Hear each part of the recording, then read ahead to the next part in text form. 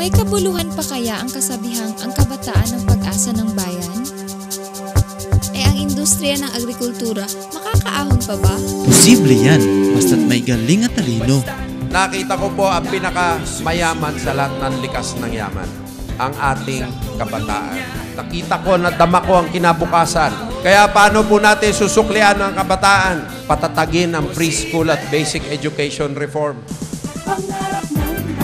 Gawin natin marangal ang ating magsasaka. Payamanin natin ang mga magsasaka.